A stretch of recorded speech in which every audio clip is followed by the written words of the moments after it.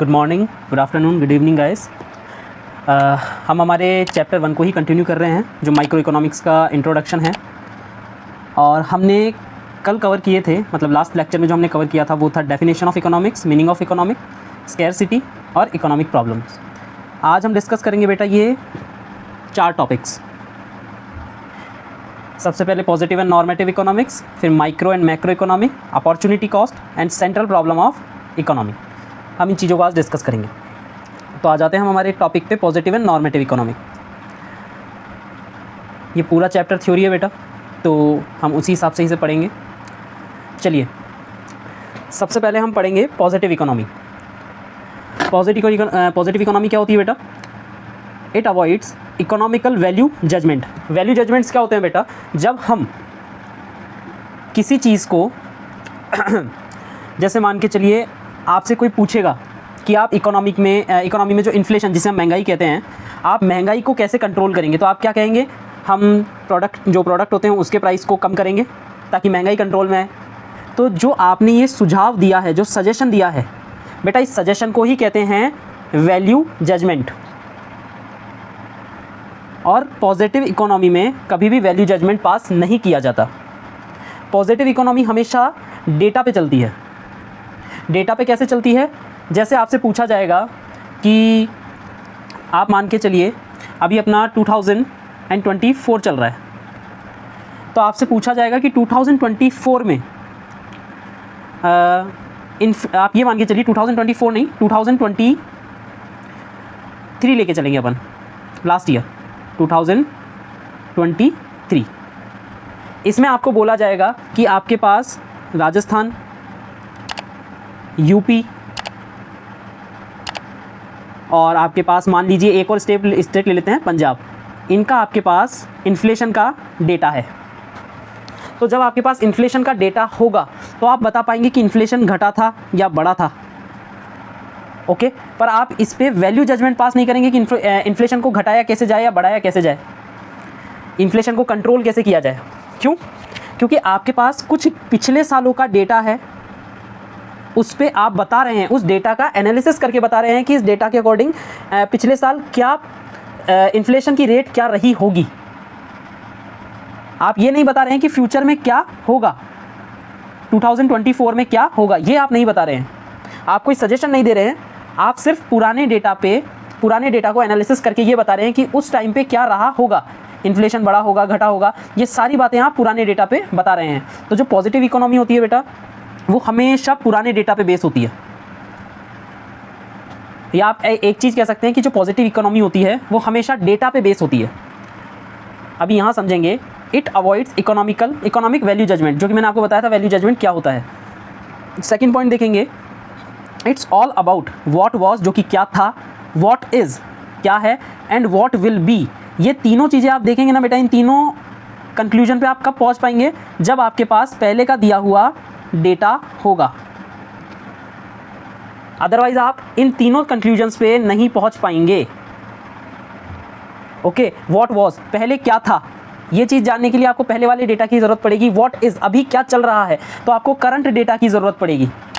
और what will be के लिए आपको current data and past data दोनों की ज़रूरत पड़ेगी, क्योंकि आप इन दोनों डेटा का एनालिसिस करके फ्यूचर के डेटा का प्रिडिक्शन करेंगे। आप प्रिडिक्ट कर सकते हैं, आप उस चीज़ को कंट्रोल नहीं कर सकते। ये होती है बेटा पॉजिटिव इकोनॉमी। पॉजिटिव इकोनॉमी आपको सिर्फ और सिर्फ बताती है कि क्या चीज़ थी, होगी और क्या चीज़ है। लेकिन वहीं पे ही अगर हम बात करें नॉर्मेटिव इकोनॉमी की, तो बेटा नॉर्मेटिव इकोनॉमी कैसे वर्क करती है वो समझेंगे। अब आते हैं हम नॉर्मेटिव इकोनॉमी पे। नॉर्मेटिव इकोनॉमी हमेशा वैल्यू जजमेंट पास करती है। वैल्यू जजमेंट कैसे पास करती है बेटा, आप समझेंगे। अगर एक कमिटी है, उसके अंदर अलग अलग मेंबर्स बैठे हुए हैं, तो इनके बीच में एक क्वेश्चन अराइज होगा। वो क्वेश्चन क्या होगा कि हम इन्फ्लेशन को कम कैसे करें, हम हमारे डोमेस्टिक प्रोडक्शन को कैसे बढ़ाएं, ओके, हम हमारे रुपये को स्ट्रॉन्ग कैसे करें। इस तरीके के जो हम डिसीजंस लेंगे, ये बेटा आपके आने वाली चीज़ों को कंट्रोल करने के काम में आएंगी। जैसे इन्फ्लेशन हो गया, या फिर आपका प्रोडक्शन हो गया, या फिर आपका मनी कंट्रोल हो गया, इन सब चीज़ों को कंट्रोल करने के काम में आती है। उसको हम कहते हैं नॉर्मेटिव इकोनॉमिक्स। इसके अंदर क्या किया जाएगा आप समझे ज़रा। इसके अंदर कुछ नहीं होगा, आपको बताया जाएगा कि क्या किया जाए, what ought to be. What ought to be मतलब हमें आगे क्या करना चाहिए या हमें क्या चीज़ लेनी चाहिए। ओके, अब मैं आपको बहुत सिंपल भाषा में चीज़ को समझाऊंगा, कैसे, जो समझेंगे बेटा इसको बहुत इजीली समझ सकते हैं। मान लीजिए मैं आपसे ये पूछूंगा कि आपके 9th में कितने मार्क्स आए थे। ओके, फिर मैं आपसे 10th के मार्क्स पूछूंगा, तो क्या मैं आपके 11th के मार्क्स प्रिडिक्ट कर सकता हूँ? बिल्कुल 11th के मार्क्स प्रिडिक्ट कर सकता हूँ। कैसे? क्योंकि 9th में आपने मान लीजिए 60% आपको मिले थे, फिर आपको मिल रहे हैं 80%, तो ये तो हो गया 9th का, ये हो गया बेटा 10th का। तो अब मैं 11th का प्रिडिक्ट क्या करूँगा? 11th का आपके लिए प्रिडिक्ट करूँगा कि आपके 60 से 80 के बीच में बनेंगे। इस चीज़ को मैं प्रिडिक्ट करता हूँ। क्यों? क्योंकि मेरे पास आपका पुराना डेटा अवेलेबल है। तो ये बेटा ये प्रिडिक्शन नॉर्मेटिव इकोनॉमी हो गया। ओके, ये तो प्रिडिक्शन हो गया कि आपका 11th में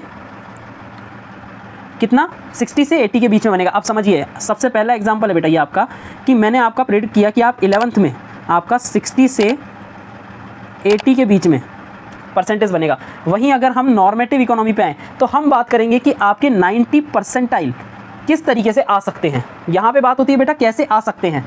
यहाँ पे हम सजेशन देंगे कि कोई चीज़ कैसे हो सकती है और यहाँ बताया जाएगा कि ये कैसे हुआ है।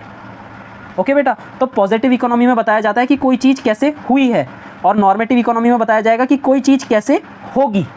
ओके, तो आप मेरे साथ ध्यान रखेंगे, पॉजिटिव इकोनॉमी में बताया जाएगा कि कोई चीज़ कैसे हुई है और नॉर्मेटिव इकोनॉमी में कि कोई चीज़ कैसे होगी, उसका प्रोसेस क्या रहेगा अगर हमें कोई टारगेट अचीव करना है तो। ओके बेटा, तो ये चीज़ ध्यान रखेंगे, पॉजिटिव इकोनॉमी कि कोई चीज़ कैसे हुई है या हुई थी या होगी, कोई चीज़ कैसे हुई थी या फिर कैसे हुई है। वहीं हम यहाँ पे ये चीज़ करेंगे कि हमें कोई चीज़ अचीव करनी है तो हम कैसे करेंगे। ओके बेटा, इस चीज़ का ध्यान रखना है पॉजिटिव एंड नॉर्मेटिव इकोनॉमी में। बाकी अगर आपका 2 to 3 मार्क्स का कोई क्वेश्चन आता है तो आपके लिए इतना सा लिख के आना भी सफिशिएंट होगा। अब आते हैं हम difference between positive and normative economics. अब आप डिफरेंस पढ़ेंगे तो आपको इजीली अंडरस्टैंड कर पाएंगे और अच्छे से।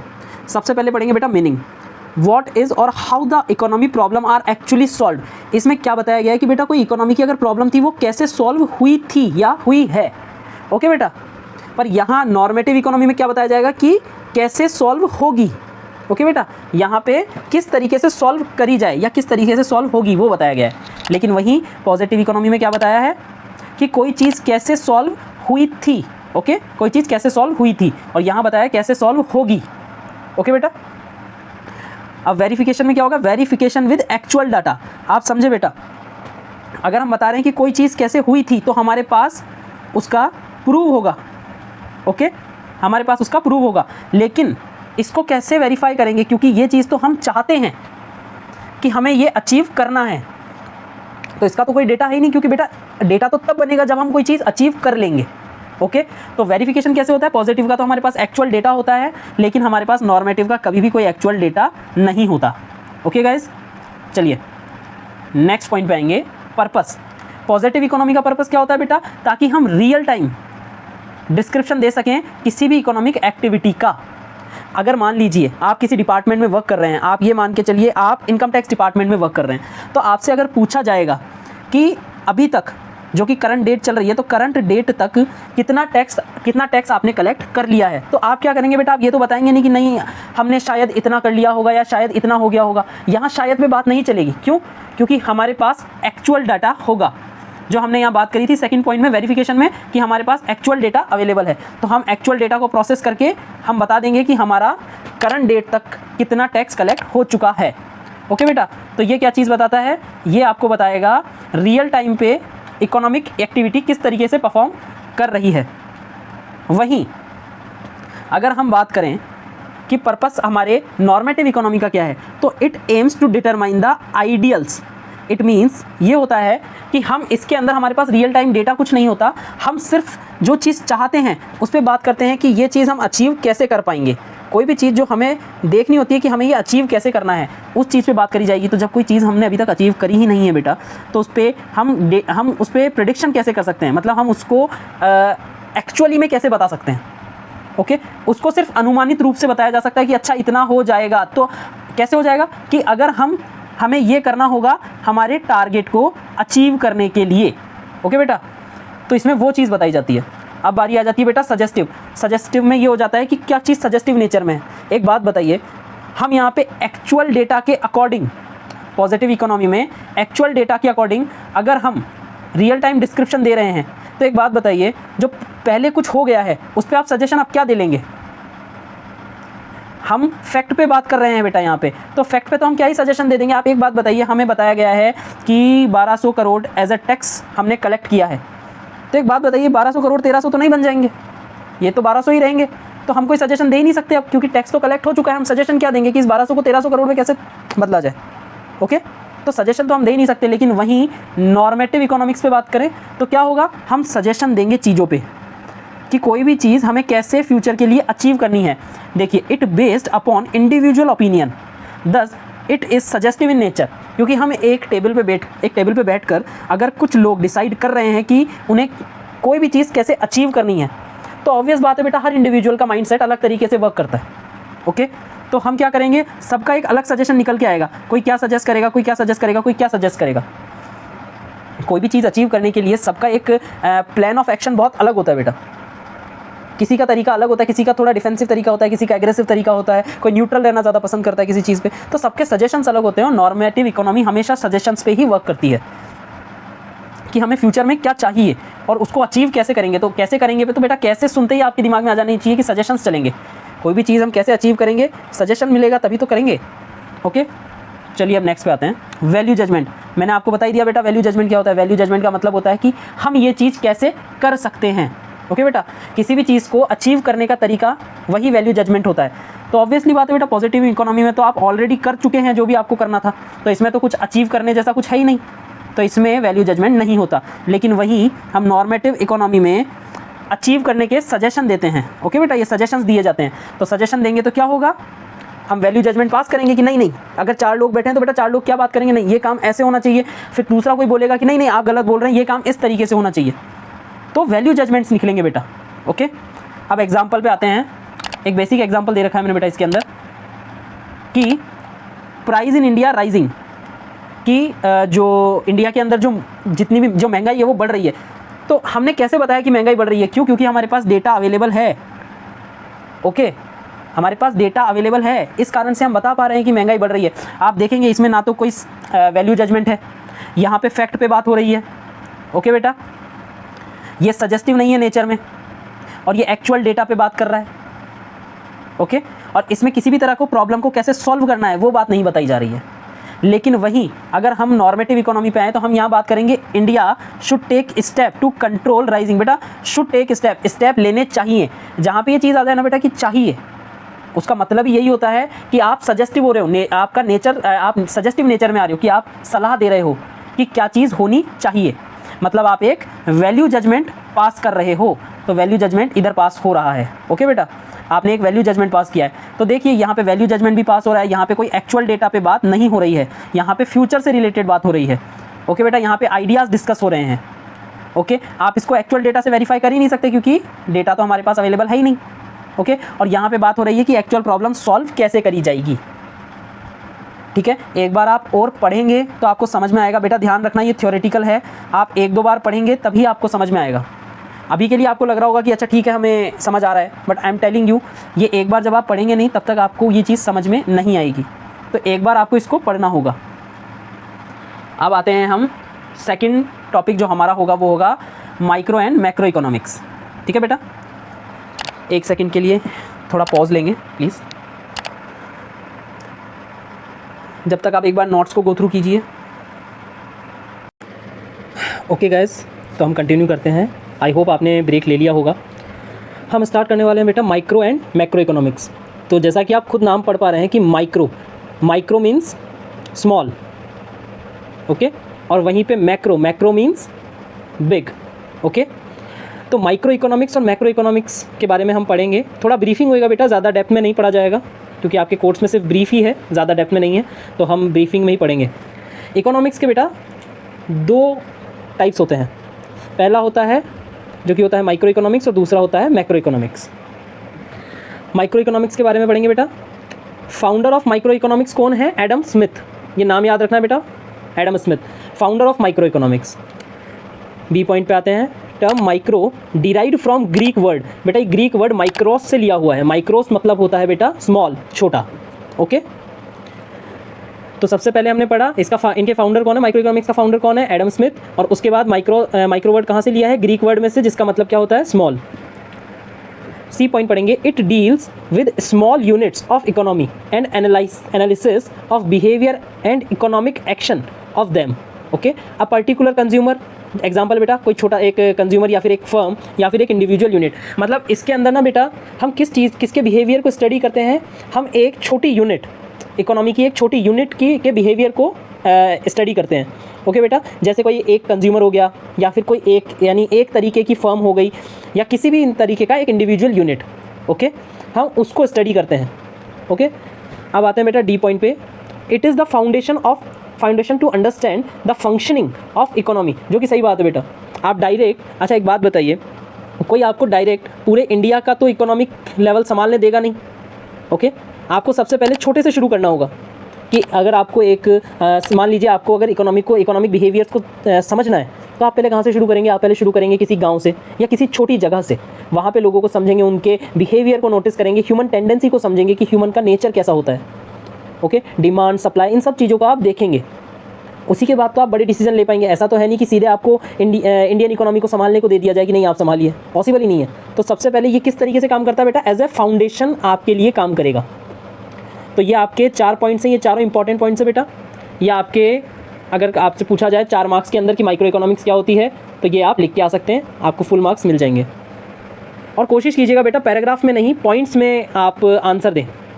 पॉइंट्स में अगर आंसर देंगे तो उससे आप ही को ही फ़ायदा होगा, सामने वाले के लिए इजी टू अंडरस्टैंड हो जाएगा, प्लस वो आपको इजीली उसके अकॉर्डिंगली मार्क्स देगा। क्या होता है, अगर आप पैराग्राफ में लिखते हैं तो कई बार अंडरस्टैंडिंग में थोड़ा दिक्कत आता है, पर पॉइंट्स में लिखने पे सामने वाले को पता चलता है कि हाँ जो स्टूडेंट है उसे अच्छे से इस चीज़ की नॉलेज है। अब आते हैं बेटा मैक्रो इकोनॉमिक्स पे। मैक्रो मतलब क्या होता है, बड़ा। सबसे पहले टर्म मैक्रो इकोनॉमिक्स भी हमारे ग्रीक वर्ड से ही डिराइव्ड हुआ है बेटा, जिसका मैक्रोस जिसे कहते हैं, और उसका मतलब होता है लार्ज। यहाँ पे हम जितनी भी बातें करेंगे ना बेटा मैक्रो इकोनॉमिक्स में, वो लार्ज स्केल पे बात होगी, जैसे economy as a whole country, okay, या वर्ल्ड इकोनॉमी, इस पे बात चलती है। बी पॉइंट देखेंगे, it deals with overall performance of the economy. इसके अंदर क्या हो गया बेटा, एक बात बताइए, अभी हम माइक्रो इकोनॉमी में क्या पढ़ रहे थे, एक छोटा सा गाँव, या आप ये मान के चलिए गाँव की जगह आप एक कस्बा ले लीजिए या आप एक शहर ले लीजिए, ठीक है। लेकिन यहाँ पे किस चीज़ से डील किया जाएगा, एक overall performance of the economy. अब वो इकोनॉमी हो सकती है आपकी एक स्टेट इकोनॉमी हो पूरी की पूरी, या फिर आपकी इंडिया की इकोनॉमी हो, ओके, जिसमें हम डिस्कस क्या करेंगे कि इन्फ्लेशन, महंगाई ये मान के चलिए अगर आप राजस्थान से हैं या यूपी से हैं तो क्या होगा कि राजस्थान में महंगाई बढ़ी या घटी, इस चीज़ पे डिस्कशन होगा। ओके, यहाँ पे गांव या कस्बों के बारे में डिस्कशन नहीं होता है बेटा, यहाँ पे लार्ज स्केल पे डिस्कशन होगा, इंडिया के अंदर इन्फ्लेशन बढ़ा या घटा, इस चीज़ पे डिस्कशन होगा। ओके, तो मैक्रो इकोनॉमिक्स में हमेशा बड़े लेवल पे बात होगी बेटा, छोटे लेवल पे बात नहीं की जाएगी, वो माइक्रो इकोनॉमिक्स में डिस्कस होता है, ठीक है। आपको क्या होता है, माइक्रो इकोनॉमी ना बेटा एक बेस प्रोवाइड करता है। अब ऐसा तो है नहीं, आप किस तरीके से बताएंगे कि ओवरऑल इंडिया का इन्फ्लेशन बढ़ा या घटा। हमारे पास छोटे छोटे जो डेटाज अवेलेबल होते हैं, मान के चलिए आपके आसपास के गांव के डेटाज आपके एक बड़े शहर में आते हैं या कस्बे में आते हैं, और छोटे छोटे कस्बों के डेटा आपके शहर में आते हैं, तो अल्टीमेटली फिर उन बड़े बड़े शहरों के डेटा आपके जो आपका जो स्टेट है वो आपको यानी ओवरऑल एज ए जो स्टेट है उसका डेटा प्रोवाइड होता है। फिर उसके बाद सारे स्टेट मिलके एक कंट्री का डेटा बनाते हैं। तो क्या होता है बेटा, माइक्रो इकोनॉमिक्स होती है ना, वो बेस होती है मैक्रो इकोनॉमिक्स का।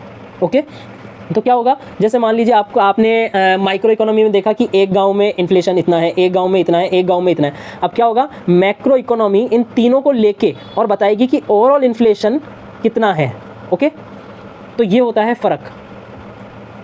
चलिए आप समझेंगे आगे।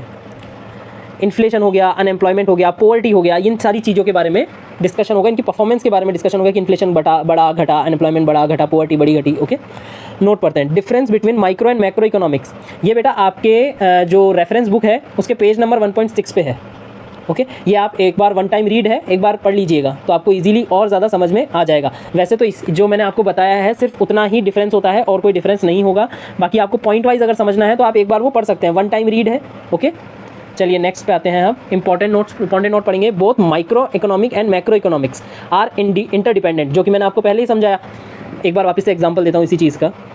मान लीजिए आपके पास 3 छोटे छोटे गांव हैं, ये हो गया 1, ओके, ये हो गया आपका दूसरे नंबर का गांव और ये हो गया आपके तीसरे नंबर का गांव।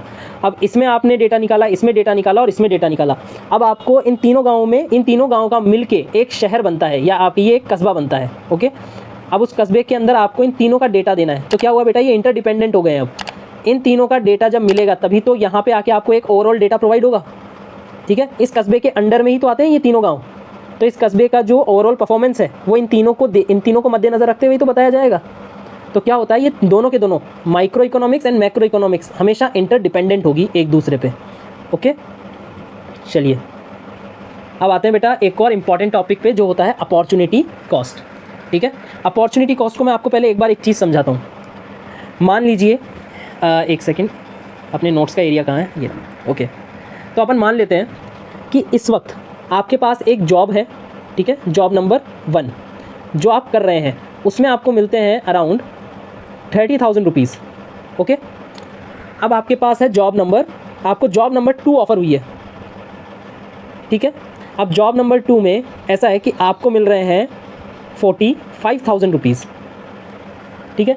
तो समझना बेटा अपॉर्चुनिटी का कॉस्ट क्या होती है। अपॉर्चुनिटी कॉस्ट वो चीज़ होती है, वो कॉस्ट होती है जो आपने एक अल्टरनेटिव को चूज़ करने के लिए खो दी। यहाँ पे आप सेकंड अल्टरनेटिव को अगर आप चूज़ करते हैं, आप फर्स्ट अल्टरनेटिव में तो जॉब कर ही रहे हैं, लेकिन अगर आप सेकंड अल्टरनेटिव को चूज़ करते हैं तो आपको फर्स्ट अल्टरनेटिव बेटा छोड़ना पड़ेगा, ओके। और जब आप फर्स्ट अल्टरनेटिव छोड़ दोगे तो आपका यहाँ पे लॉस हो गया बेटा 30,000 का, क्योंकि ये वाले 30,000 तो आप कमा ही नहीं सकते।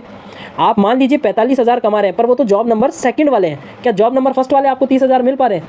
नहीं मिल पा रहे, ठीक है। तो ये जो 30,000 है ना बेटा, इसको हम कहते हैं अपॉर्चुनिटी कॉस्ट, ओके। जो आपने नेक्स्ट बेस्ट अल्टरनेटिव के लिए, जो आपने पुराना अल्टरनेटिव छोड़ा, उसका जो कॉस्ट था उसी को ही अपॉर्चुनिटी कॉस्ट कहा जाएगा। एक और एग्जांपल लेते हैं। आप मान के चलिए कि आपके पास अभी इस वक्त एक जॉब है। अब समझिए, अब इस फर्स्ट जॉब में आपको मिल रहे हैं 25,000, मान के चलिए आपको 25,000 मिल रहे हैं। अब 25,000 मिल रहे हैं। उसी टाइम आपको अब 2 जॉब ऑफ़र हुई हैं। एक जॉब ऑफ़र हुई है आपको 30,000 की और एक जॉब ऑफ़र हुई है आपको 45,000 की। अब यहाँ समझने वाली बात यह है बेटा कि आप ऑलरेडी एक जॉब कर रहे हैं, ओके। अब आपको जॉब नंबर यहाँ पे सेकंड जॉब ऑफ़र हुई है और यहाँ पे आपको एक थर्ड जॉब ऑफ़र हुई है, ओके। अब क्या होगा, मेरी बात समझिए, अगर आप सेकंड वाली जॉब लेते हैं, हालांकि मैं इतना मानता हूँ कि आप बच्चे इतने समझदार हो कि 45,000 की जॉब को छोड़ के आप 30,000 की जॉब नहीं लेंगे, ओके। क्योंकि अपन बेटा रैशनल ह्यूमन बीइंग है, ओके। तो अपने को पता होता है कि हमें क्या करना चाहिए, तो समझेंगे बेटा। अगर आप मान के चलिए कि आप 25,000 की जॉब छोड़ के, अभी के लिए हम ये सोचते हैं कि आप 30,000 की जॉब लेंगे, तो जो आपने ये जो 30,000 की जॉब ली है बेटा, इस 30,000 की जॉब को लेने के लिए आपका अपॉर्चुनिटी कॉस्ट कितना था? 25,000। तो जब आपसे पूछा जाए कि 30,000 की जॉब लेने के लिए आपका अपॉर्चुनिटी कॉस्ट क्या था, तो आप क्या बोलेंगे? 25,000। पर वहीं अगर आप 30,000 की जॉब ना लेके सीधे 45,000 की जॉब पे शिफ्ट होते हैं, तो आपका अपॉर्चुनिटी कॉस्ट बेटा ध्यान रखना 25 नहीं होगा, क्योंकि 25 तो आपको मिल रहा था बहुत पहले, लेकिन अभी आपके पास 2 ऑफ़र हैं, एक ये है और एक ये है। तो इसमें आपको सबसे ज़्यादा किस में मिल रहा है बेटा? 30,000 में। तो 45,000 की जॉब लेने के लिए आपने 25,000 की तो छोड़िए, लेकिन साथ में 30,000 की भी छोड़ दी है।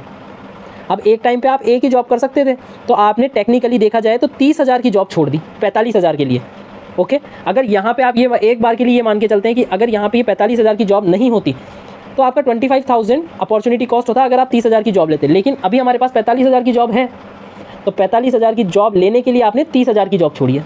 तो 45,000 के लिए अपॉर्चुनिटी कॉस्ट क्या हो जाएगा बेटा? 45,000 के लिए अपॉर्चुनिटी कॉस्ट हो जाएगा क्या? 30,000। वहीं 30,000 के लिए अपॉर्चुनिटी कॉस्ट क्या हो जाएगा बेटा? 25,000, ओके। तो ये चीज़ समझेंगे। तो आपको अपॉर्चुनिटी कॉस्ट मैंने एग्जाम्पल के थ्रू तो करा ही दिया है। अब एक चीज़ और समझेंगे कि थ्योरेटिकल एक बार पढ़ते हैं कि थ्योरी में इसको कैसे लिखा गया है, ओके। चलिए अपॉर्चुनिटी कॉस्ट पे आते हैं।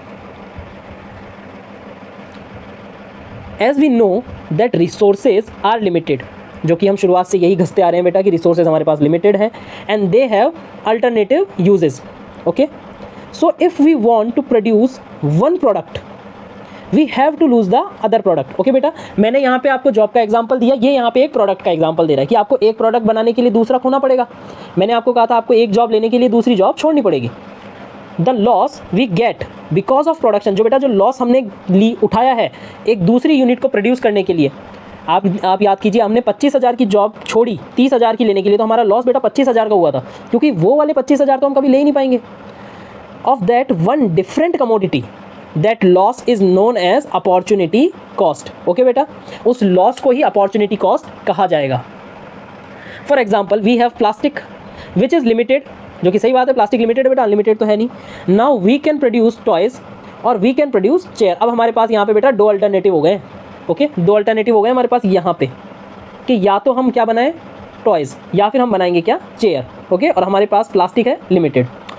If we produce chair we have to lose the production of toys. सही बात है, अगर मान लीजिए कि आपके पास एक ही यूनिट प्लास्टिक की है तो या तो आप टॉयज़ बनाएंगे या आप चेयर बनाएंगे, ठीक है, लेकिन कुछ एक तो आपको छोड़ना पड़ेगा। मान लीजिए आपको टॉय में प्रॉफिट होता है कितना, 300 का, हम मान के चलते हैं हमें प्रॉफिट होता है 300 का, और वहीं चेयर में हमें प्रॉफिट होता है 400 का।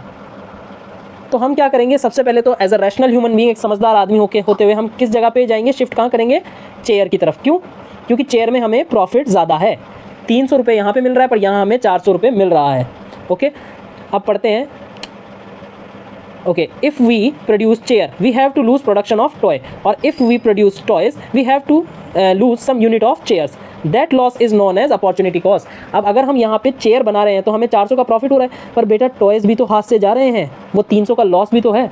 तो हमने एक यूनिट बनाने के लिए जो लॉस झेला है उसी लॉस को हम क्या कहेंगे बेटा, अपॉर्चुनिटी कॉस्ट। तो यहाँ पे अपॉर्चुनिटी कॉस्ट क्या है, 300, क्योंकि हमने एक चेयर बनाने के लिए एक टॉय को सेक्रीफाइस कर दिया, और उस एक टॉय से हमें प्रॉफिट हो रहा था 300 का, तो हमने 300 का प्रॉफिट सेक्रीफाइस कर दिया, तो हमारा अपॉर्चुनिटी कॉस्ट कितना आ गया, 300।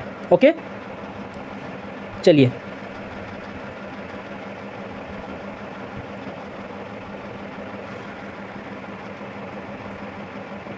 अब हम आगे शिफ्ट करते हैं सेकंड पॉइंट। ये ध्यान रखना बेटा, आपसे अगर कोई एक सिंपल डेफिनेशन पूछेगा तो आपको क्या देना है, ये वाली डेफिनेशन लिख के देनी है। Opportunity cost is the cost of next best alternative foregone. मतलब अपॉर्चुनिटी कॉस्ट कौन सी कॉस्ट होती है, जो आपने नेक्स्ट बेस्ट अल्टरनेटिव के लिए छोड़ दी। ओके, नेक्स्ट बेस्ट अल्टरनेटिव के लिए आपने कोई जो कॉस्ट छोड़ दी होती है उसी को ही हम अपॉर्चुनिटी कॉस्ट कहते हैं। ये आपके एक स्मॉल डेफिनेशन हो गया है बेटा। ओके, इसको आप एक नंबर की, अगर 1 नंबर का क्वेश्चन आता है तो आप वहाँ पे ये लिख के आ सकते हैं। ओके, अब आते हैं हम central problem of an economy. Economy की सेंट्रल प्रॉब्लम क्या होती है। ओके, तो ये बेटा ये थ्योरेटिकल है बट इंपॉर्टेंट है, इसे एक बार आप इंपॉर्टेंट मार्क करेंगे। ओके, क्यों? क्योंकि ये पूछा जाता है कई बार, और ये इसके क्वेश्चन कई बार आए कि सेंट्रल प्रॉब्लम ऑफ इकोनॉमी क्या है। कई बार 2 नंबर में आया है, कई बार आपके 6, 7, 8 नंबर तक भी आया है। ठीक है, 2 नंबर में तो आप क्या कर सकते हैं, ये तीनों प्रॉब्लम आप एक बार लिख के आ सकते हैं। अगर आपसे ज़्यादा मार्क्स का पूछेगा तो आप इनको एक्सप्लेन भी करेंगे, एंड मैं आपको बताऊँगा कि कैसे एक्सप्लेन करना है। ओके, चलिए आते हैं बेटा central problem of an economy. सबसे पहला प्रॉब्लम है बेटा व्हाट टू प्रोड्यूस। समझ रहे हो? अब आप ना खुद को एक बिजनेसमैन समझेंगे। ओके, तो बिजनेसमैन समझेंगे तो सबसे पहले अगर आप बिजनेस खोलने जा रहे हैं, आप एक स्टार्टअप अगर आप वो खोलने जा रहे हैं, तो आप सबसे पहले आपके दिमाग में क्या आएगा कि हम क्या बनाएं, हम ऐसा क्या बनाएं कि जो बिक जाए और हमें प्रॉफिट हो। तो ये सबसे बड़ा प्रॉब्लम है सबसे पहला तो, कि व्हाट टू प्रोड्यूस। अगर आपने सोच लिया कि चलो हम एक काम करते हैं, हम एक ऐसी चेयर बनाते हैं जो फोल्ड होके ईजिली फोल्डेबल हो। ओके, या आप एक चीज़ मान लिया, आपको इनोवेशन कर रहे हैं, आप एक इलेक्ट्रॉनिक बाइक बना रहे हैं, ओके, जो प्राइस में थोड़ी चीपर हो। तो आपने ये डिसाइड कर लिया कि व्हाट टू प्रोड्यूस, हम एक बाइक बनाएंगे। ओके, हम एक बाइक बनाएंगे जो इलेक्ट्रॉनिक बाइक होगी। अब बारी आती है हाउ टू प्रोड्यूस। बेटा इलेक्ट्रॉनिक बाइक है तो ऑब्वियसली उसमें बहुत कुछ लगेगा, उसमें आपके बैटरीज लगेंगी, मोटर्स लगेंगी, आपके अगर आप मान लीजिए इसको थोड़ा और हाईटेक बनाएंगे तो उसके अकॉर्डिंग इक्विपमेंट्स लगेंगे। तो हमें ये भी देखना होगा कि हाउ टू प्रोड्यूस, और फिर देखना होगा फॉर होम टू प्रोड्यूस। आप किस ऑडियंस को या आप किस कस्टमर ग्रुप को टारगेट कर रहे हैं, आपको किसके लिए कितना प्रोडक्शन कर रहे हैं। एक बात समझिए, बाइक बना रहे हैं लेकिन हमारे पास रिसोर्सेज तो लिमिटेड हैं। अगर आप ये मान के चलिए, अगर आप एक पॉलीकार्बोनेट बॉडी की अगर आप एक बाइक बना रहे हैं तो उसके तो बहुत सारी चीज़ें बनती हैं। आप सारा का सारा पॉलीकार्बोनेट आप सिर्फ बाइक में तो नहीं लगा देंगे। ठीक है, आप लगाएंगे, आप अलग अलग चीज़ें बनाएंगे, हो सकता है वो कहीं और काम में आ रही हो। ठीक है, टर्बुलेंस में काम में आ रही हो, अलग अलग चीज़ों में काम में आ रही हो। ओके, तो हमें ये भी देखना होता है फॉर होम टू प्रोड्यूस। अब हम सबसे पहले पढ़ेंगे बेटा what to produce, selection of goods and services to be produced and the quantity to be produced of each selected commodity. Okay आप समझिए बेटा, सबसे पहले हम क्या डिसाइड करेंगे कि हम कैसी गुड्स एंड सर्विसेज दें, और दूसरी चीज़ उसकी क्वांटिटी कितनी हो। एक बात बताइए, अगर मार्केट में किसी चीज़ की डिमांड ही 100 है तो आप बेटा उसका प्रोडक्शन 200 तो नहीं करोगे, ठीक है, आप 100 ही करोगे। ओके, तो हमें क्वांटिटी भी डिसाइड करनी होती है बेटा कि कितनी बनानी है, समझे। अदरवाइज़ क्या होगा, हम डिसाइड ही नहीं कर पाएंगे। अगर मान लो आप 200 बना के रख दोगे तो आपने रिसोर्सेज भी बिना बात काम में ले लिए और आपका बिका ही 100 यूनिट, तो 100 यूनिट तो आपका वेस्ट हो गया जो किसी काम ही नहीं आया है, समझ रहे हैं। तो ये नुकसान हो जाएगा। तो सबसे पहले हमें देखना होता है व्हाट टू प्रोड्यूस और उसके अलावा कितना बनाना है। ओके बेटा, तो यहाँ पे गुड्स और सर्विस की नेचर डिसाइड होगा और उनका क्वांटिटी डिसाइड होगी, ठीक है। चलिए, it means allocate the resources which give maximum level of satisfaction. हम क्या करेंगे बेटा, हम रिसोर्सेज को अलोकेट करेंगे इस तरीके से कि हमें मैक्सिमम लेवल ऑफ सेटिस्फैक्शन मिल सके। ओके बेटा, ठीक है। तो क्या होगा, हम मान लीजिए, आप एक बात बताइए, आपके पास प्लास्टिक है तो आप एक ही चीज़ तो नहीं बनाएंगे, उसकी अलग अलग चीज़ें बनाएंगे, ठीक है। उससे क्या होगा, आपको बहुत सारे कॉम्बिनेशंस ऑफ गुड्स मिलेंगे और आपको maximum level of satisfaction achieve कर पाएगा एक कंज्यूमर। ओके, चलिए अब समझेंगे, there are 2 aspect of it, ठीक है। व्हाट टू प्रोड्यूस के 2 एस्पेक्ट होते हैं, what possible commodities to produce and how much to produce. समझिए, मैंने आपको एक एग्जांपल दिया था बेटा कि प्लास्टिक होती है, प्लास्टिक के there are lots of uses. Okay, एक ही यूज़ नहीं है बेटा, प्लास्टिक के मल्टीपल यूजेस हैं। तो सबसे पहला तो हमारे पास ये समझेंगे what possible commodities to be produce. अब आप एक बात बताइए, आपके पास 1 2 3 4 5 6 7 8 तरह की कमोडिटीज़ आप बना सकते हैं, लेकिन एक बात बताइए, 8वीं कमोडिटी की अगर डिमांड ही नहीं है तो क्या आप वो बनाएंगे? नहीं बनाएंगे। तो अब आप क्या बनाएंगे? 7 कमोडिटी बनाएंगे। तो आपके पहले क्वेश्चन का आंसर तो ये हो गया। दूसरा होता है हाउ मच टू प्रोड्यूस, कितना बनाए। एक बात बताइए, आपके इन 3 कमोडिटी की डिमांड है ओनली 20%, बाकी इन 4 कमोडिटी की डिमांड है आपकी 80%। ओके, तो क्या करेंगे आप, 80% प्लास्टिक तो यहाँ यूज़ में लेंगे और 20% प्लास्टिक यहाँ यूज़ में लेंगे। तो हाउ मच टू प्रोड्यूस का भी आपका प्रॉब्लम होता है, वो सॉल्व होएगा। तो समझिए, सबसे पहले क्या होगा, व्हाट टू प्रोड्यूस होएगा, और व्हाट टू प्रोड्यूस के भी 2 एस्पेक्ट होते हैं बेटा कि हम कौन सी कमोडिटी बनाएंगे और कितनी क्वांटिटी में बनाएंगे। अब आते हैं सेकंड प्रॉब्लम में, जो है हाउ टू प्रोड्यूस, कैसे बनाया जाए। बेटा ध्यान रखना, आपने देखा होगा कि कई सारी फैक्ट्रीज़ में बहुत सारे लेबर्स काम कर सकते हैं, बहुत सारे लेबर काम करते हैं। आप एक चीज़ नोटिस करेंगे, ऐसा तो है ही नहीं कि हर जो जितनी भी फैक्ट्रीज़ होती हैं वो पूरी तरीके से कैपिटल इंसेंटिव मतलब भयंकर टेक्नोलॉजी उसके अंदर डाल दी गई हो कि वहाँ पे तो कोई आदमी काम ही नहीं कर रहा, वहाँ तो सारा काम मशीनों से ही हो जा रहा है। ओके, और एक ऐसी जगह होगी जहाँ पे पूरा काम लेबर ही कर रही है, वहाँ पे मशीन्स हैं ही नहीं, ठीक है। तो क्या होता है, हमें डिसाइड करना होता है बेटा कि लेबर इंसेंटिव टेक्निक कितनी लेनी है और कैपिटल इंसेंटिव टेक्निक कितनी लेनी है, ठीक है बेटा। ध्यान रखना, कभी भी पूरी तरीके से ऑटोमेशन नहीं हो सकता किसी भी चीज़ का कि आपने एक ऐसी चीज़ डाली हो जो पूरी तरीके से मशीन ही बना के आपको दे रही हो। बेटा मशीन को भी ऑपरेट करने के लिए एक ऑपरेटर होना ज़रूरी है, तो लेबर तो लगेगा, और लेबर हर चीज़ लेबर कर ले ये भी पॉसिबल नहीं है, ठीक है। आप एक बात बताइए, अगर एक कपड़े, आप ये मान के चलिए आप एक टेक्सटाइल बिजनेस में, तो टेक्सटाइल बिजनेस में बेटा आपको स्विंग मशीन भी चाहिए होगी और आपको उसके लिए टेलर्स भी चाहिए होंगे। तो आपके पास दोनों चीज़ें होंगी, लेबर्स भी हैं और मशीन भी है, कैपिटल इंसेंटिव भी है, ठीक है। इंटेंसिव भी है, कैपिटल इंटेंसिव भी है और लेबर इंटेंसिव भी है। तो इस चीज़ को समझेंगे कि आपको बनाना कैसे है और उसमें कितना कितना पोर्शन किस चीज़ का काम में लेना है। आपको उसमें कैपिटल कितनी डालनी है, कैपिटल इंटेंसिव उसे कितना बनाना है, मतलब उसमें आपको मशीनरी कितनी डालनी है और उसमें लेबर कितना डालना है। ये चीज़ होती है हाउ टू प्रोड्यूस बेटा, ठीक है। ये देखेंगे, it means problem of selection of technique, कि आपको कौन सी टेक्निक सेलेक्ट करनी है, ठीक है, use for production of goods and services. Okay बेटा, अब आते हैं थर्ड पॉइंट पे, फॉर हुम टू प्रोड्यूस, किसके लिए बनाया जाए। एक बात बताइए, अगर वॉर की सिचुएशन है तो बेटा आप टॉयज़ तो नहीं बनाएंगे, आप वेपन्स बनाएंगे। ओके, अगर वॉर की सिचुएशन है आप टॉयज़ नहीं बना के आप वेपन्स बनाएंगे, ठीक है। तो हमने क्या डिसाइड किया, फॉर हुम टू प्रोड्यूस, हम किसके लिए बना रहे हैं, हम बना रहे हैं मिलिट्री के लिए। ओके बेटा, मिलिट्री के लिए क्या बना रहे हैं, वेपन्स बना रहे हैं। अगर गलती से वॉर की सिचुएशन में आप टॉयज़ बना देंगे तो मैं आपको बता रहा हूँ, आयरन मैन के गुड्डे फेंक के सामने वाली फ़ौज नहीं हारेगी, ठीक है। हमें वेपनरी ही चाहिए होगी, इस चीज़ का हमें ध्यान रखना है। तो सबसे पहले समझेंगे selection of the category of people who will ultimately consume the goods, हमें एक कैटेगरी सेलेक्ट करनी है कि जो चीज़ हम बना रहे हैं उसका अल्टीमेट कंज्यूमर कौन होगा, उसे अल्टीमेटली कंज्यूम कौन करेगा। ओके, उसका सिलेक्शन करना हमें बहुत ज़रूरी है। दूसरा है this problem also categorise in 2 groups. Okay, सबसे पहले फॉर हुम टू प्रोड्यूस, जिसमें हमारा जो हम देखेंगे पर्सनल डिस्ट्रीब्यूशन एंड होता है एक फंक्शनल डिस्ट्रीब्यूशन। पर्सनल डिस्ट्रीब्यूशन समझेंगे बेटा कि how national income will be distributed in different groups of people.